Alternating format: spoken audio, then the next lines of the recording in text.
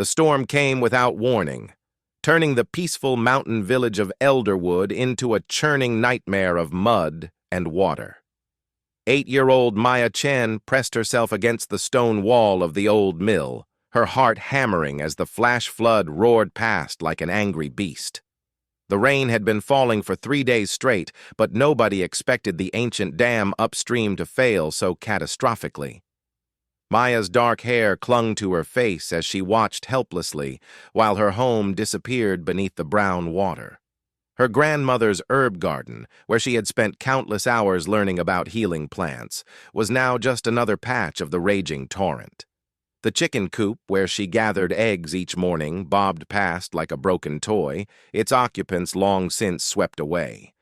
A sound cut through the thunder and rushing water, a thin, desperate cry that somehow reached her ears despite the chaos.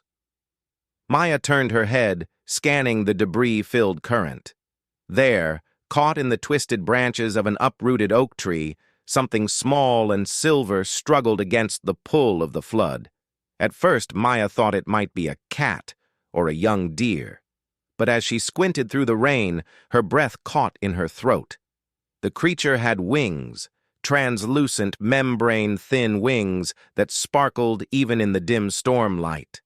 Its body was no bigger than a house cat, covered in scales that shifted between silver and pale blue. A dragon hatchling. Maya had heard the stories, of course. Every child in the mountain villages grew up with tales of the great dragons that once soared over the peaks. But those were just legends, fairy tales told by grandmothers on cold winter nights. Dragons were myth, not reality, yet here was living proof struggling for its life just 30 feet away. The branch holding the hatchling was slowly giving way to the flood's relentless pressure. Each surge of water pulled it further from shore, and the young dragon's cries grew weaker. Maya could see its tiny claws desperately trying to maintain their grip on the slippery bark. Without thinking, Maya plunged into the flood. The water was shockingly cold and far stronger than she had anticipated. The current immediately grabbed her, trying to drag her downstream toward the jagged rocks that marked the end of the village.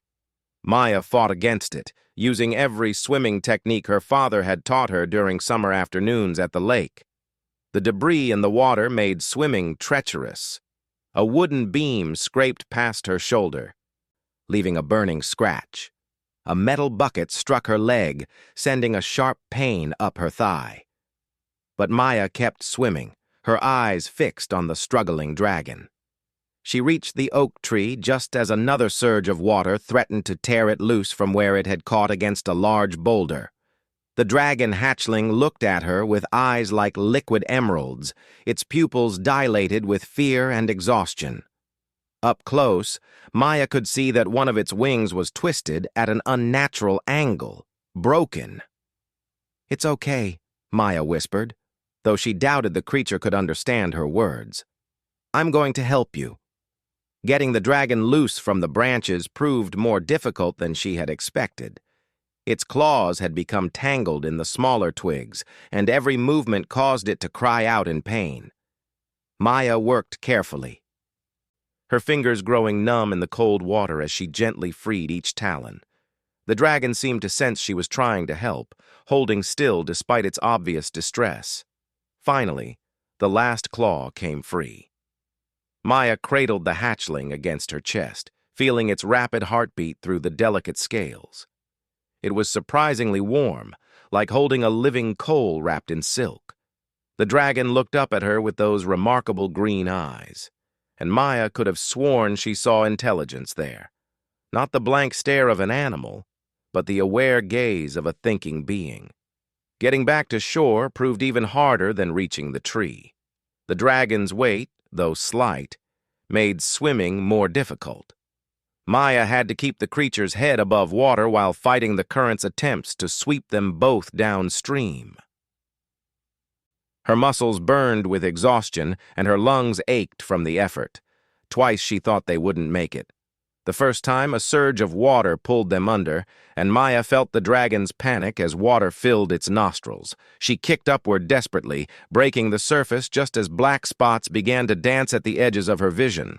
The second time, they were almost swept past the mill wall where she had started. Only a desperate grab at a protruding stone saved them from being carried into the rapids below. But somehow, through sheer determination and perhaps a bit of luck, Maya managed to pull herself and her unexpected companion to safety. She collapsed on the muddy ground behind the mill, gasping for breath, while rain continued to pour down around them. The dragon hatchling lay still in her arms, its breathing shallow but steady. In the dim light, Maya could see the extent of its injuries more clearly. Besides the broken wing, there were several deep scratches along its flank, probably from the tree branches. One of its hind legs was swollen, possibly sprained from its struggles in the current. Maya knew she had to get the creature to shelter. The old mill had a storage room on the second floor that should be dry. Cradling the dragon carefully, she made her way up the exterior stairs, her wet shoes slipping on the wooden steps. The storage room was dusty but warm, filled with sacks of grain and flour that had been stored above the flood line. Maya found some old blankets in a corner and made a nest for the injured dragon. It curled up immediately, tucking its good wing around its body like a feathered cloak. For the next 3 days, while the floodwaters slowly receded, Maya cared for the dragon hatchling. She brought it water in a small bowl and offered it bits of food from her own meager supplies. At first, the creature refused to eat, but hunger eventually overcame caution. Maya discovered it had a particular fondness for the dried fish her grandmother kept for making soup. Treating the dragon's injuries proved challenging. Maya had learned basic first aid from her grandmother, who served as the village healer, but she had never treated a dragon before. She cleaned the scratches with water and applied poultices made from herbs she found growing near the mill. The dragon submitted to her ministrations with surprising patience, as if it understood she was trying to help. The broken wing was more serious. Maya could see the bone wasn't sitting right, but she didn't dare try to set it herself. Instead, she fashioned a simple splint from twigs and strips of cloth, immobilizing the wing as best she could. The dragon whimpered softly during the procedure but didn't struggle. As the days passed, Maya found herself talking to the creature. She told it about her family, about her dreams of becoming a healer like her grandmother, about her fears for the future now that the flood had destroyed so much of the village. The dragon listened with those intelligent green eyes, occasionally making soft chirping sounds that almost seemed like responses. On the 4th day, Maya's father found them. Henrik Chen had been searching the ruins of the village for his missing daughter, fearing the worst when neighbors reported seeing her swept away by the flood. The relief on his face when he discovered her safe in the mill quickly turned to amazement when he saw her companion. "Maya," he said slowly, his voice filled with wonder and concern, "what have you done?" "I saved him, Papa," Maya replied, stroking the dragon's head gently. "He was drowning in the flood. I couldn't just let him die." Henrik approached carefully, his eyes never leaving the dragon. Like most adults in the village, he had grown up believing dragons were extinct, relics of an age long past. Yet here was undeniable proof that at least some had survived in the remote mountain peaks. "Dragons are dangerous, little star," Henrik said, using his pet name for Maya. "Even the young ones, their parents will come looking for them." "He's hurt, Papa. He can't fly. And I don't think his parents are coming." Maya's voice carried a sadness that made Henrik's heart ache. "I think he's alone, just like us now." Henrik looked around the destroyed village, at the mud-covered ruins of their former life. Maya was right. They were alone now. The flood had taken everything, their home, their livelihood, even several neighbors who hadn't been quick enough to reach high ground. In a way, He and Maya had more in common with this orphaned dragon than with the other survivors who were already talking about moving to the larger towns in the valley. Against his better judgment, Henrik found himself agreeing to let Maya continue caring for the dragon, at least until its injuries healed. They moved to a cave system in the hills above the village, a place Henrik's grandfather had shown him as a boy. The caves were dry and well hidden, perfect for keeping their unusual companion secret. Maya threw herself into the dragon's care with the dedication of a born healer. She researched dragon anatomy in her grandmother's journals, adapting human and animal treatments to fit her patient's unique physiology. Slowly, the dragon grew stronger. Its scratches healed cleanly, and the swelling in its leg went down. Even the broken wing, which had been Maya's greatest concern, began to mend properly. The dragon, which Maya had named Zephyr after the mountain winds, proved to be remarkably intelligent. It learned to recognize its name within days and quickly picked up on Maya's routines. When she went out to gather herbs, Zephyr would wait patiently by the cave entrance. When she returned, it would greet her with soft chirps and gentle head bumps. Henrik, initially skeptical of the arrangement, gradually warmed to their unusual houseguest. Zephyr showed none of the aggressive tendencies he had expected from a dragon. Instead, the creature displayed an almost dog-like loyalty to Maya, following her around the cave and curling up next to her when she slept. As weeks turned to months, it became clear that Zephyr was growing rapidly. What had been a cat-sized hatchling was now approaching the size of a large dog. Its scales had deepened in color, shifting from pale silver blue to a rich azure that seemed to capture and reflect light in mesmerizing patterns. Its wings, now fully healed, had grown proportionally, and Maya often caught Zephyr stretching them experimentally. One morning in late summer, nearly 4 months after the flood, Maya awoke to find Zephyr standing at the cave mouth, wings spread wide as it gazed at the distant peaks. The dragon turned to look at her, and in those green eyes she saw something that made her heart sink. The call of the wild, the need to return to its own kind. "You want to go home, don't you?" Maya asked softly. Zephyr approached her and nuzzled her hand gently, a gesture of affection that had become routine between them. But this time there was also something like sadness in the dragon's manner, as if it too understood what was coming. Maya spent the next week preparing Zephyr for life in the wild. She took it on longer and longer flights, teaching it to hunt for fish in the mountain streams and showing it which herbs were safe to eat. Zephyr learned quickly, its natural instincts awakening under Maya's patient guidance. On the last day, Maya led Zephyr to the highest peak accessible on foot.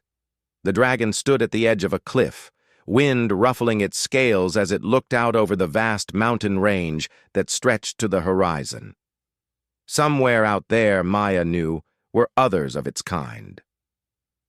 "I want you to remember something," Maya said, her voice thick with unshed tears. "No matter where you go or how big you grow, you'll always have a friend here, always."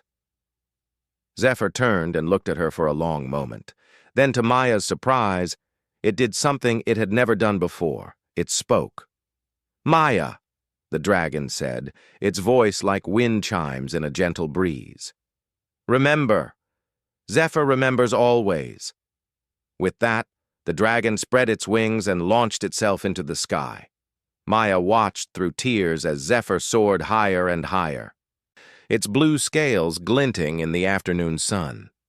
Finally, it disappeared over a distant ridge, leaving Maya alone on the mountaintop with only memories and the echo of wind through stone. Henrik found her there hours later, sitting quietly as the sun set behind the peaks. He didn't ask what had happened. The empty sadness in Maya's eyes told him everything he needed to know. "Did I do the right thing, Papa?" Maya asked as they walked back down the mountain trail. Henrik put his arm around his daughter's shoulders. "You gave that dragon something more precious than gold, little star. You gave it life and love and the chance to be free. That's the most right thing anyone can do." Maya nodded, wiping her eyes with the back of her hand. Deep in her heart, she carried the hope that someday, somehow, their paths would cross again. She had no way of knowing that dragons never forget a debt, especially one paid with such pure, selfless love. The years that followed were filled with growth and change. Maya threw herself into her studies, becoming her grandmother's apprentice in earnest. She learned the properties of every healing herb in the mountains, mastered the art of setting bones and treating wounds, and developed an almost supernatural ability to communicate with injured animals. The village was rebuilt, stronger and more beautiful than before, and Maya became known throughout the region as a gifted healer. But she never forgot the dragon she had saved, or the promise she had seen in those intelligent green eyes. Sometimes, on clear nights when the wind whistled through the peaks, Maya thought she could hear the distant sound of wings and the echo of an ancient debt waiting to be repaid. The Dragon's Debt, Second Chronicle. 20 years had transformed Maya Chen from a determined 8-year-old into one of the most respected healers in the northern mountain regions. Her clinic in New Elderwood, rebuilt where the old village once stood, served not just humans, but any creature in need of help. Word of her unusual gift for treating animals had spread far beyond the mountains, bringing visitors from across the continent seeking her aid. Maya still remembered the dragon hatchling she had saved during the Great Flood, though the memory had taken on an almost dreamlike quality over the years. Sometimes she wondered if Zephyr had been real at all, or simply a fevered imagination born from trauma and childhood fantasy. The only evidence of their time together was a single azure scale she had found in the cave after Zephyr departed, a scale she kept in a small wooden box on her desk. The morning that would change everything began like any other. Maya was in her herb garden, checking on the medicinal plants that grew in the rich soil behind her clinic. The garden was her pride and joy, containing specimens from across the known world. Moonflower from the southern deserts for treating fever, silverleaf from the coastal marshes for mending broken bones, dragon's bane from the eastern forests for... The irony of that last plant never escaped her. Dragon's bane was supposedly toxic to dragons, though Maya had always wondered about the accuracy of such claims. After all, the people who wrote those texts had never actually met a dragon, while she had spent months caring for one. A commotion from the village square drew Maya's attention. She could hear shouting, the sound of running feet, and underneath it all, a low rumbling that seemed to come from the sky itself. Maya dropped her gardening tools and hurried toward the disturbance, her healer's bag slung over her shoulder out of long habit. The scene that greeted her in the village square defied belief. A massive dragon, easily 40 feet from nose to tail, had landed in the center of the cobblestone plaza. Its scales were deep blue-green, like the color of the ocean during a storm, and they reflected the morning sunlight in dazzling patterns. The dragon's wings were folded against its body, but even so, they cast shadows across half the square. The villagers had formed a loose circle around the creature, some hiding behind market stalls while others stood transfixed by the magnificent sight. To Maya's relief, the dragon showed no signs of aggression. It sat calmly in the center of the square, its great head turning slowly as it examined the humans around it. Then those massive eyes, still that same brilliant emerald green, found Maya in the crowd, and she felt her breath catch in her throat. "Zephyr?" she whispered, though she knew it was impossible. The little hatchling she had saved could never have grown to such enormous size in just 20 years. The dragon's lips pulled back in what could only be described as a smile, revealing teeth the size of daggers. When it spoke, its voice was like distant thunder, deep and resonant, but somehow gentle. "Maya Chen," it said, and every person in the square fell silent. I have returned to honor a debt. Maya stepped forward slowly, her heart pounding. This couldn't be the same dragon. It was simply too large, too magnificent. But those eyes, that intelligent gaze, the way it said her name. "You've grown," Maya said softly, and several villagers looked at her in amazement. They had heard rumors about their healer's unusual past, but few had believed the stories about a dragon. Zephyr lowered its great head until it was level with Maya's, bringing those enormous green eyes close enough for her to see her own reflection in them.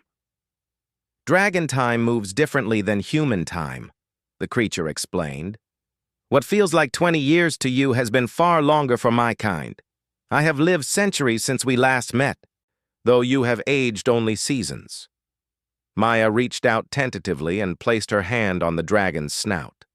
The scales were warm and smooth, like polished stone that had been sitting in sunlight. Zephyr closed its eyes at the touch, making a sound that was almost like purring. "I never forgot you," Maya said, tears streaming down her face. "I kept your scale, the one you left in the cave." "And I have never forgotten the human child who saved my life," Zephyr replied. "But I come now not for sentiment, but because you are needed. There is a threat to both our kinds, and you may be the only one who can stop it." Before Maya could ask what he meant, the sound of approaching aircraft filled the air. 3 sleek military hovercraft crested the mountains and descended toward the village, their engines whining as they prepared to land. Maya's blood ran cold as she recognized the markings on their hulls, the Terran Colonial Authority's Dragon Hunter Division. "Dragon!"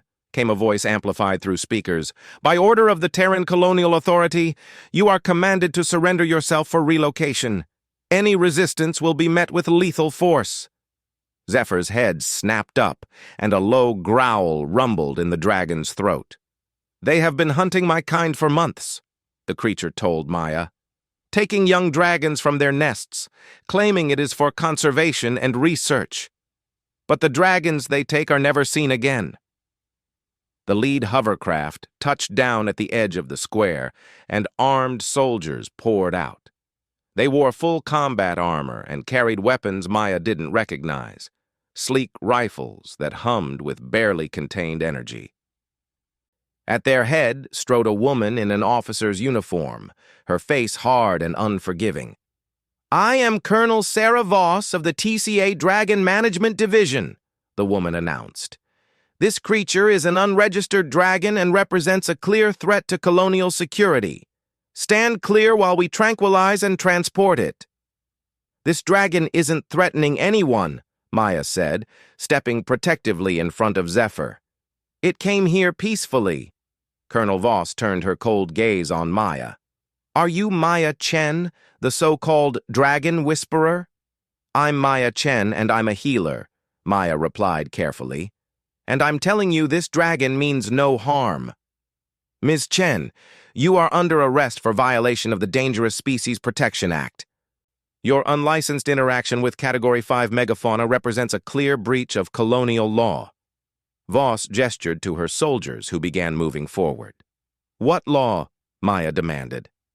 "When was this law passed?" 6 months ago, by emergency decree. All dragons are now considered property of the Terran Colonial Authority, to be managed for the protection of human settlements." Voss's smile was predatory. "We've been tracking this particular specimen for weeks. It's quite a prize, fully mature, intelligent, and apparently trained." Maya felt Zephyr tense behind her. The dragon's voice, when it spoke, carried a dangerous edge. "I am no one's property, human. I am Zephyr Stormrider, heir to the mountain throne, and I bow to no earthbound authority." The soldiers raised their weapons, and Maya could see energy building in the barrels, some kind of stun technology designed specifically for large creatures. But before they could fire, Zephyr moved with shocking speed for something so large. The dragon's tail swept across the square, knocking the soldiers off their feet without seriously injuring them. At the same time, Zephyr spread its wings and roared, a sound that shattered windows and sent the hovercraft skidding backward. "Maya," Zephyr said urgently, "climb on my back. There are things you must see, truths you must know." Maya hesitated for only a moment. She could see Colonel Voss shouting orders into her communicator, calling for reinforcements. More hovercraft were probably already on their way, along with heavier weapons. Whatever was happening here was bigger than just one dragon and one village.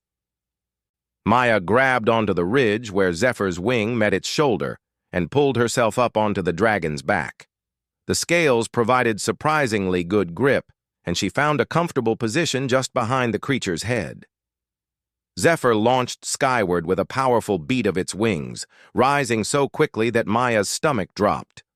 Below them, the soldiers scattered as debris from the dragon's takeoff rained down on the square. Colonel Voss stood in the center of it all, staring up at them with naked hatred. "They will follow us," Zephyr warned as they climbed higher into the mountain air. "Let them," Maya replied, surprising herself with her own defiance. "Where are we going?" "To the dragon city of Skyhold," Zephyr answered, "to see what remains of my people, and to understand the true scope of the human threat." They flew north for what seemed like hours, climbing steadily into the highest peaks of the mountain range. Maya had never seen the mountains from this perspective before, and the view was breathtaking. Ancient glaciers carved valleys between towering spires of stone, while waterfalls plunged thousands of feet into mist-shrouded canyons. As they climbed higher, Maya began to notice structures built into the mountain faces, platforms and terraces carved from living rock, connected by graceful bridges that spanned impossible distances. Architecture that could only have been built by creatures capable of flight. "My people have lived in these mountains for thousands of years," Zephyr explained. "We were here long before humans arrived, and we had hoped to share the world in peace. But your kind has grown numerous and greedy."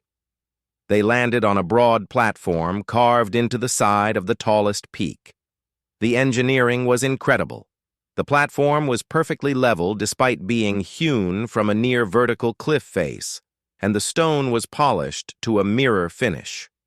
Carved pillars supported a graceful roof that provided shelter from the mountain winds. But it was what Maya saw on the platform that took her breath away. Dragons, dozens of them, in every size and color imaginable. Young hatchlings no bigger than Zephyr had been when she first found him played among their parents' feet. Adolescent dragons practiced aerial maneuvers over the valley below. Ancient dragons, their scales dulled with age but their eyes still sharp with wisdom, watched from carved alcoves in the cliff face.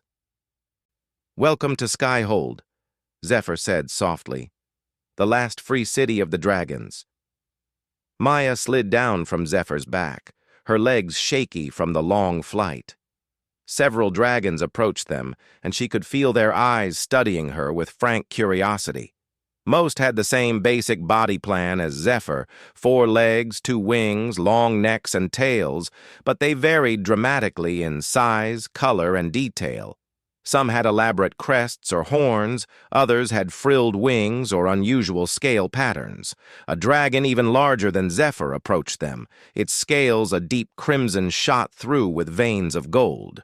When it spoke, its voice carried the weight of authority. "So this is the human who saved young Zephyr during his first exile," the red dragon said. "I am Pyrian Fireheart, current speaker for the Dragon Council. We have heard much about you, Maya Chen." "First exile?" Maya asked, looking between Pyrian and Zephyr. Zephyr's great head hung slightly in what might have been shame.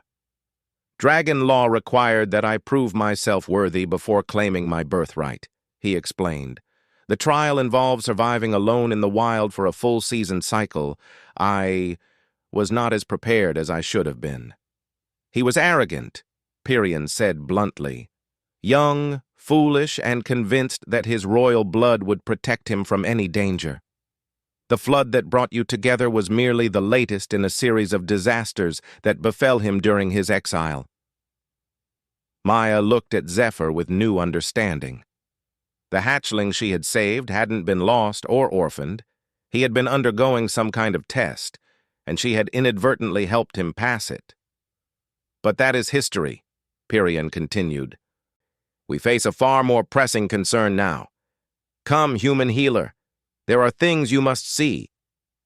Pyrian led them through the Dragon City, and with each step, Maya's amazement grew. The architecture was unlike anything humans had built, soaring spires that seemed to defy gravity, delicate bridges that looked like spun glass but supported the weight of massive dragons, gardens carved into cliff faces where exotic plants grew in impossible abundance. But she also began to notice signs of decline. Many of the structures showed damage from recent fighting, scorch marks on stone walls, collapsed sections of bridge, empty alcoves where dragons should have been resting. The human colonial authority has been attacking us for months, Pyrian explained, noticing her attention to the damage. They claim we are a threat to their settlements. But we have never harmed humans except in self-defense. They stopped at a vast hall carved into the heart of the mountain. The ceiling was supported by pillars of natural crystal that caught and amplified the light from braziers burning along the walls. But what drew Maya's attention were the dozens of empty nests that lined the chamber's walls. The nursery, Zephyr said sadly. Once it housed hundreds of eggs and hatchlings. Now, Maya counted the occupied nests. Less than 20. Where are the others? Taken, Pyrian replied. The humans have developed weapons that can penetrate our traditional defenses. They strike our outlying settlements, take the young, and vanish before we can respond. The hatchlings are never seen again. That's not possible, Maya protested. The colonial authority wouldn't kidnap dragon children. There must be some misunderstanding. A new voice spoke from the shadows at the back of the hall. Would you like to see proof of human kindness, healer? The dragon that emerged was unlike any Maya had yet seen. Its scales were black as midnight, but instead of reflecting light, they seemed to absorb it. One of its wings was twisted and useless, clearly the result of some terrible injury. But it was the dragon's eyes that made Maya's blood run cold. They were filled with a pain so deep it was almost physical. This is Shadowclaw, Pyrian said quietly. She escaped from a human research facility 3 days ago. Shadowclaw moved closer, and Maya could see that the dragon's injuries were far worse than just the damaged wing. Scars crisscrossed the creature's hide in systematic patterns, the unmistakable marks of surgical procedures. Patches of scales had been removed, leaving raw skin beneath. One of Shadowclaw's talons had been completely amputated. They wanted to understand how we fly, Shadowclaw said, her voice barely above a whisper. They cut into me piece by piece, trying to learn our secrets. When I could no longer fly, they moved on to other experiments. Maya felt sick. I'm so sorry. Is there anything I can do to help? You are already helping, Shadowclaw replied, surprising her. You are here, seeing the truth, and you are the only human we know who has the trust of both species. What do you mean? Maya asked. Pyrian stepped forward. The colonial authority isn't just capturing dragons for research, he explained. They are building an army, training young dragons as weapons, using pain and conditioning to make them obedient. In 6 months, they plan to use that army to subjugate the remaining free dragon clans. Maya stared at them in horror. But why? Dragons have never threatened human colonies. Because we exist, Zephyr said simply. Because we are intelligent, powerful, and independent. To some humans, that makes us dangerous, regardless of our intentions. But not all humans feel this way, Pyrian added. There are those among your kind who oppose what is happening. We need someone to make contact with them, To build bridges between our species before it is too late. Maya understood what they were asking her to do, and the magnitude of it was overwhelming. They wanted her to become some kind of ambassador, to somehow stop a war between two species that seemed determined to destroy each other. "I'm just a healer," she said weakly. "I don't know anything about politics or war." "You saved a dragon's life when you were just a child," Zephyr reminded her. "You didn't think about politics then. You just did what you knew was right. That is exactly what we need now."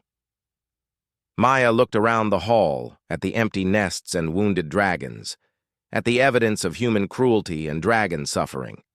Then she thought about Colonel Voss and her soldiers, about the fear in their eyes when they faced Zephyr, about the propaganda that had convinced them dragons were monsters. Both sides were being driven by fear and misunderstanding.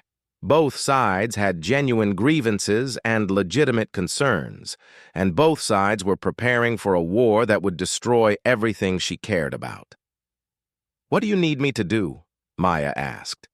Pyrion's expression showed something that might have been relief. "First, we need to rescue the captured hatchlings before they can be turned into weapons. Then we need to expose the truth about what the colonial authority is really doing. And finally, we need to find a way to make peace before it becomes impossible." Maya nodded slowly. It seemed like an impossible task, but she had learned long ago that impossible things sometimes needed to be done anyway.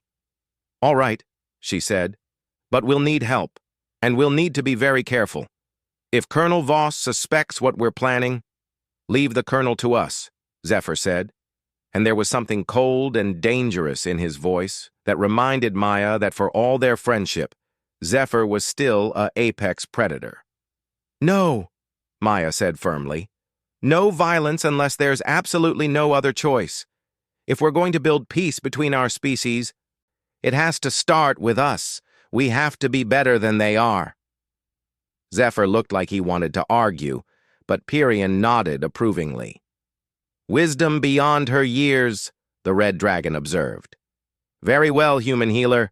We will try your path first, but if it fails—" "It won't fail," Maya said with more confidence than she felt. "It can't fail." As they began planning their seemingly impossible mission, Maya touched the small box in her pocket where she still carried Zephyr's scale. 20 years ago, she had saved a dragon's life without thinking about the consequences. Now she had to save 2 entire species, and this time she would need all the wisdom and courage she could muster. The debt between human and dragon was far from settled. In fact, Maya was beginning to realize it might never be settled at all. It might simply evolve, growing more complex and meaningful with each passing year, binding their fates together in ways none of them could fully understand. The Dragon's Debt, Final Chronicle. The rescue operation began 3 days later, under the cover of a fierce mountain storm that would mask both dragonflight and human thermal signatures. Maya rode on Zephyr's back, her healer's bag supplemented with climbing gear and emergency medical supplies. Behind them flew a carefully chosen team of dragons. Pyrion for his tactical experience, Shadowclaw despite her injuries because she knew the layout of the research facility, and 2 younger dragons whose smaller size would allow them to navigate tight spaces. The Terran Colonial Authority research station was built into a natural crater in the eastern mountains, its gray walls and angular towers a stark contrast to the organic curves of dragon architecture. From the air, it looked like a mechanical infection spreading across the landscape, all hard edges and unnatural materials. "There," Shadowclaw whispered, pointing with her good wing toward a cluster of low buildings surrounded by energy barriers. "That's where they keep the young ones." Maya could see the structures through the driving rain. The buildings were heavily fortified, with guard towers and automated defense systems. Getting inside would be nearly impossible through conventional means, but they had advantages the facility's designers hadn't considered. "Remember the plan," Maya said into the communications device Pyrian had jury-rigged from salvaged human technology. "We get in, free the hatchlings, gather evidence of what they're doing, and get out. No heroics, no unnecessary risks." Zephyr landed on a ridge overlooking the facility, and Maya slipped from his back. She would have to go in alone. Her human appearance was the only thing that might get her past the outer defenses without triggering every alarm in the complex. "I will be monitoring your vital signs through the communicator," Zephyr told her. "If anything goes wrong, nothing will go wrong," Maya interrupted, though her heart was racing with adrenaline. "Just be ready to move when I give the signal." Maya made her way down the ridge through the storm, using every piece of cover available. The facility's outer perimeter was protected by motion sensors and thermal cameras, but the heavy rain created enough false readings to mask her approach. She reached the main gate just as a supply convoy was arriving, and she slipped in among the vehicles during the confusion of their arrival. Once inside the perimeter, Maya quickly realized the scope of what the Colonial Authority was doing. This wasn't just a research station. It was a full-scale military installation dedicated to dragon subjugation. She saw training areas where humans practiced with anti-dragon weapons, laboratories filled with equipment designed for biological experimentation, and worst of all, the conditioning chambers where captured dragons were being psychologically broken. Maya followed the facility's service tunnels, using her healer's knowledge of anatomy to navigate the complex layout. The tunnels led her past laboratories where she glimpsed horrors that made her stomach churn: dragon scales and organs preserved in jars, neural mapping equipment connected to unconscious dragons, prototype weapons designed to exploit dragon physiology. But it was when she reached the nursery level that Maya's carefully maintained composure finally cracked. The captured hatchlings were kept in individual cells barely large enough for them to turn around. Each cell was equipped with devices that delivered electric shocks whenever the young dragons tried to use their natural abilities, breathing fire, extending their wings, or even vocalizing. The hatchlings huddled in corners, their scales dull with malnutrition and their eyes empty of the intelligence and curiosity that should have been their birthright. Maya counted 17 hatchlings, ranging from newly hatched to perhaps 6 months old. All showed signs of systematic abuse and psychological conditioning. Several had been surgically modified, wings clipped, claws removed, breathing organs altered to prevent them from producing fire. "Oh, you poor babies," Maya whispered, her eyes filling with tears. One of the hatchlings looked up at her approach, and Maya's heart nearly broke at the fear in its eyes. The little dragon pressed itself against the back wall of its cell, trembling with terror at the sight of another human. "It's okay," Maya said softly, extending her hand slowly. "I'm here to help you." The hatchling didn't respond. Maya realized with growing horror that these young dragons had been conditioned to fear and obey humans so completely that they had lost the ability to trust. Maya activated her communicator. "Zephyr, I'm in the nursery. It's worse than we thought. The hatchlings are alive, but they've been tortured. I don't know if we can undo the damage." "We have to try," Zephyr's voice crackled through the device. "No dragon should suffer like this." Maya began working on the electronic locks of the cells, using techniques her father had taught her years ago when he worked as a maintenance engineer. The locks were sophisticated, but they weren't designed to resist someone with her combination of technical knowledge and desperate motivation. As she freed each hatchling, Maya spoke to them in soothing tones, trying to convince them she meant no harm. Most cowered away from her, but a few, the strongest and most recently captured, showed signs of recognition when she mentioned Zephyr and the Dragon City. "Listen to me," Maya told them as she worked. "There are good dragons waiting outside, dragons who love you and want to take you home. But you have to trust me for just a little while longer." The sound of approaching footsteps in the corridor outside made Maya's blood freeze. She quickly ushered the freed hatchlings into a storage room and activated her communicator. "Security patrol coming?" she whispered. "I need a distraction." Outside the facility, Pyrian received the message with grim satisfaction.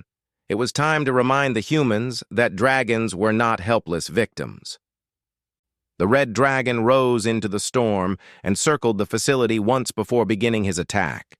But this wasn't the mindless rampage the facility's defenders expected. Pyrian's strikes were precise and calculated. He targeted power generators, communication arrays, and weapon emplacements while carefully avoiding areas where humans might be injured. Within minutes, half the facility was in darkness, and their defensive systems were offline. Inside the nursery, Maya heard the alarms begin to wail and knew her window of opportunity was closing fast. She gathered the hatchlings and led them through the service tunnels toward an emergency exit she had identified during her infiltration. The young dragons followed her with the mechanical obedience that spoke to the depth of their conditioning, and Maya's heart ached for what they had endured. They reached the exit just as Zephyr landed outside, his scales crackling with electricity from the storm. The sight of a free, powerful dragon sent the hatchlings into panic. They had been taught that such creatures were dangerous rebels to be feared and reported. "It's Zephyr," Maya called to them. "He's the one I told you about. He's here to take you home." Slowly, cautiously, one of the older hatchlings approached Zephyr. The great dragon lowered his head and spoke in the ancient dragon tongue, words of comfort and welcome that predated human language. The hatchling's eyes began to show the first spark of hope Maya had seen since entering the facility. "Maya," Shadowclaw's voice cut through the storm. "Human reinforcements approaching from the east. We need to leave now." Maya looked back at the facility and made a decision that would change everything. Instead of fleeing immediately, she activated the facility's emergency broadcast system and began uploading the evidence she had gathered. Video recordings of the torture chambers, documentation of illegal experiments, proof of the colonial authorities' true agenda. "Maya, what are you doing?" Zephyr demanded. "Making sure the truth gets out," Maya replied as she transmitted everything to news networks across the colonial territories. "The only way to stop this is to make it public." The upload completed just as Colonel Voss and her security forces burst into the area. But by then, Maya and the dragons were already airborne, carrying 17 rescued hatchlings toward freedom. The flight back to Skyhold was harrowing. The hatchlings were weak from captivity, and several couldn't fly on their own, requiring the adult dragons to carry them. Human pursuit craft followed them into the mountains, but the storm and the terrain worked in the dragons' favor. By the time they reached the safety of the Dragon City, their pursuers had been forced to turn back. The reunion between the rescued hatchlings and their families was both joyful and heartbreaking. Many of the young dragons had been captured so young they barely remembered their parents, while others struggled with the psychological conditioning that made them fear their own kind. Maya threw herself into treating the rescued dragons, using every skill she had learned over 20 years of healing work. Some injuries were physical, malnutrition, surgical modifications, the effects of prolonged captivity. Others ran deeper, psychological wounds that would take time and patience to heal. But even as she worked to save the hatchlings, Maya knew their rescue was only the beginning. The evidence she had transmitted was already spreading across the colonial networks, causing a storm of controversy that reached all the way to Earth itself. The colonial authorities' illegal experiments and torture of sentient beings had been exposed for all to see, and public opinion was turning rapidly against them. Colonel Voss arrived at Skyhold 3 days later, but not with an army at her back. Instead, she came alone, under a flag of truce, her face haggard with exhaustion and something that might have been shame. Maya met her at the entrance to the Dragon City, with Zephyr standing protectively beside her. The colonel looked different somehow, smaller, more human than the cold military automaton Maya remembered from their first encounter. "Ms. Chen," Voss said stiffly, "I've been ordered by the Colonial Council to negotiate a ceasefire and discuss terms for a permanent peace treaty." "Ordered?" Maya raised an eyebrow. "Not volunteering?" For the first time, Voss's professional mask slipped slightly. "The footage you released, we had no idea. The research division was operating under classified protocols. Most of us believed we were protecting human settlements from dangerous predators." "And now?" "Now I've seen what we actually did to sentient children," Voss said quietly. "Now I understand why the dragons were fighting back." Maya studied the colonel's face, looking for signs of deception.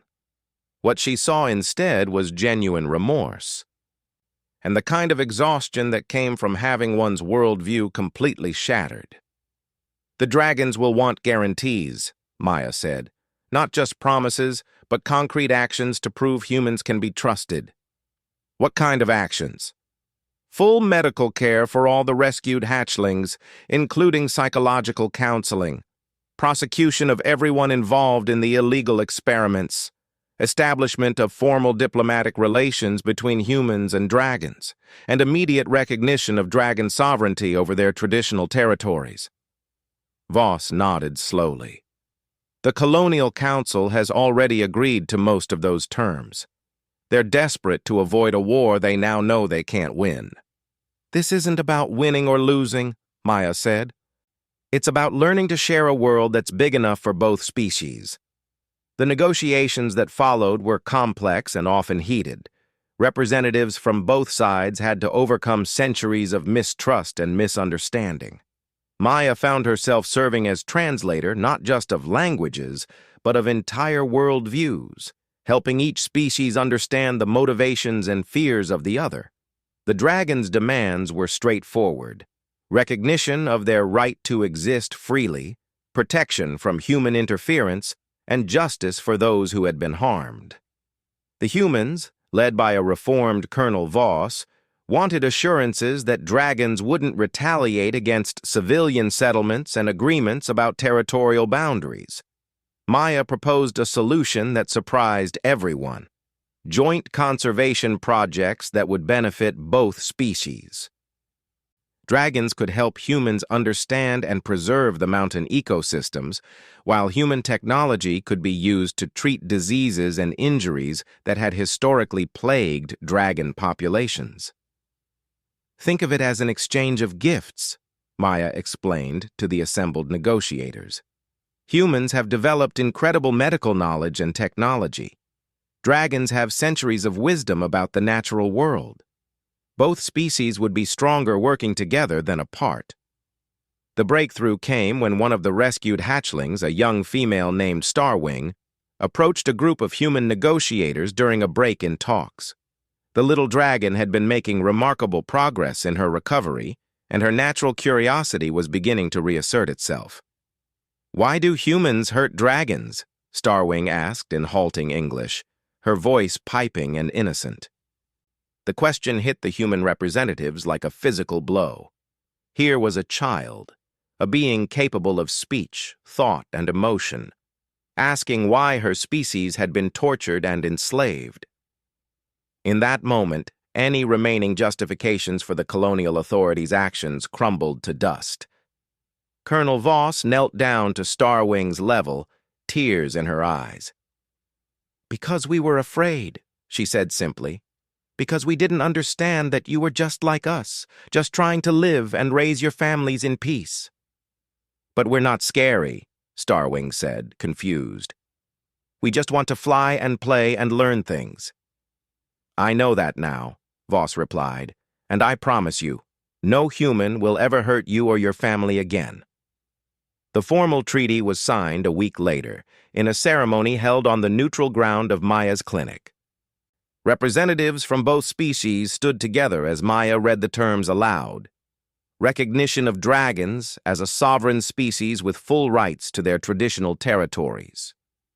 Establishment of joint research projects focused on conservation and medical advancement, creation of mixed communities where humans and dragons could live and work together, and most importantly, education programs designed to ensure that future generations would grow up understanding and respecting each other. As Maya finished reading, Zephyr stepped forward and spoke in his deep, resonant voice. This treaty is sealed not just with words, but with the bond between species. Let no one say that humans and dragons cannot share the sky. Pirian added his own words. The debt between our kinds can never be fully repaid, for it grows with each act of friendship, each moment of understanding, each choice to build rather than destroy. Let that debt become the foundation of our alliance. In the months that followed, the world began to change in ways that would have seemed impossible just a year earlier. Dragon healers worked alongside human doctors to treat diseases that had puzzled medical science for generations. Human engineers collaborated with dragon architects to design cities that could accommodate both species. Children of both kinds grew up together, learning that the stories about monsters and enemies had been just that, stories. Maya found herself busier than ever, but it was a good kind of busy. Her clinic became a center for interspecies medicine, treating everything from dragon-scale infections to human-altitude sickness. She trained the first generation of dragon medics and taught human doctors how to adapt their techniques for non-human physiology. But perhaps most importantly, she helped heal the psychological wounds left by years of fear and mistrust. The rescued hatchlings gradually recovered their natural personalities, becoming the curious, playful creatures they were meant to be. Even Shadowclaw, with patience and care, learned to trust again and eventually regained limited flight capability. One evening, as Maya sat in her garden watching the sunset paint the mountains in shades of gold and crimson, Zephyr landed beside her with his characteristic grace.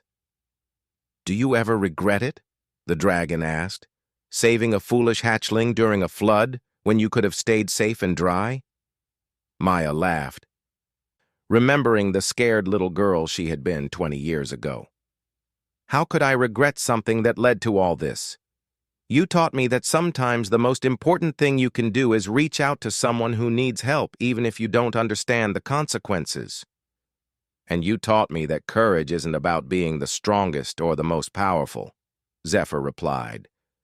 "It's about doing what's right, even when it's dangerous."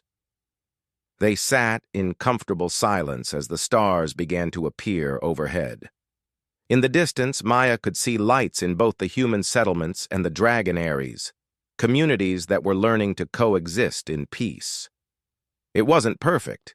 There were still problems to solve, misunderstandings to overcome, and healing to be done. But it was a beginning, and sometimes that's all you need. A debt had been repaid, but in the process, it had become something much more valuable.